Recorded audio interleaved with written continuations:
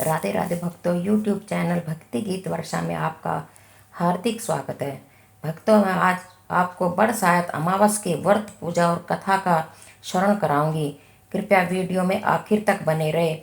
भक्तों, वट सावित्री व्रत सुहागनें अपने पति की लंबी आयु के लिए ये व्रत करती हैं। इस दिन बड़ की पूजा करते हैं। पानी, रोली, मोली, गुड़, भीगा हुआ चना, फूल और सूत मिलाकर बड़ पर लपेटते हैं। बड़ के पत्तों की माला पहनकर भी पहनते हैं और बड़ के पास बैठकर कहानी कहते हैं और भीगे हुए चनों में रुपए रखकर निरसते हैं और सास को पैर छूकर देते हैं। अब मैं आपको वट सावित्री अमावस की कथा का स्मरण कराती हूँ। भद्र देश में अश्वति नाम का राजा था, जिसके संतान नहीं थी। उसने बड़े बड़े पंडितों को बुलाया और कहा, मेरी संतान नहीं है, इसलिए तुम ऐसा कोई उपाय करो जिससे मेरी संतान हो जाए। पंडित बोले, भाई संतान तो तुम्हारे एक पुत्री लिखी है जो 12 वर्ष की आयु में विधवा हो जाएगी। राजा ने कहा, क्या मेरा नाम नहीं रहेगा? बाद में खूब यज्ञ हवन इत्यादि कराए। पंडितों ने कहा, उस लड़की से पार्वती की और बड़ सायत अमावस की पूजा कराना। यज्ञ होम कराने से उसकी स्त्री गर्भवती हो गई तो पंडितों ने उसकी जन्म पत्री देखकर कहा कि जिस दिन यह कन्या 12 वर्ष की होगी उस दिन इसका विधवा हो जाने का योग है, इसलिए इससे पार्वती जी और बड़ सायत अमावस की पूजा कराना। जब सावित्री बड़ी हुई तो उसका विवाह सत्यवान के साथ करा दिया गया। सावित्री के सास ससुर अंधे थे, उनकी वह बहुत सेवा करती थी और सत्यवान जंगल में लकड़ी तोड़कर लाया करता था। और सावित्री को मालूम था कि वह जिस दिन 12 वर्ष की होगी उस दिन मेरे पति की मृत्यु हो जाएगी।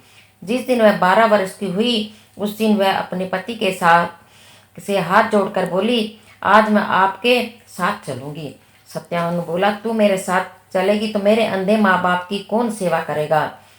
अगर वह कहेंगे तो तुझे ले चलूंगा। फिर वह अपने सास ससुर के पास गई और जाकर बोली, आप कहें तो आज मैं जंगल देखने चली जाऊं। वे बोले, बहुत अच्छी बात है, चली जा। जंगल में जाकर सावित्री तो लकड़ी तोड़ने लगी और सत्यवान पेड़ की छाया में सो गया। उस पेड़ में सांप रहता था। उसने सत्यवान को डस लिया। वह अपने पति को गोदी में लेकर रोने लगी। महादेव और पार्वती जी वहां होकर जा रहे थे। उसने उनके पैर पकड़ लिए और बोली, मेरे पति को जिंदा कर दो। वे बोले कि आज बड़ सायत अमावस है, उसकी तू पूजा करेगी तो तेरा पति जिंदा हो जाएगा। फिर वह खूब प्रेम से बड़ की पूजा करने लगी। बड़ के पत्तों का गहना पहना जो हीरे मोती के हो गए। इतने में धर्मराज का दूत आ गया और उसके पति को ले जाने लगा। सावित्री ने उसके पैर पकड़ लिए। धर्मराज बोला कि तू वरदान मांग। सावित्री ने कहा कि मेरे माँ बाप के पुत्र नहीं हैं, वे पुत्रवान हो जाएं। धर्मराज बोला कि सत्य वचन हो जाएगा। फिर वे बोले, मेरे सास ससुर अंधे हैं, उनके नेत्रों में ज्योति आ जाए। धर्मराज ने यह वर भी दे दिया, पर सावित्री ने धर्मराज का पीछा नहीं छोड़ा। धर्मराज से कहा, अब और तुम्हें क्या चाहिए? मुझे 100 पुत्र हो जाएं। धर्मराज बोला, तथास्तु। फिर वह सत्यवान को ले जाने लगे। तब सावित्री बोली कि हे महाराज, आप मेरे पति को ले जाएंगे तो पुत्र कहाँ से होंगे?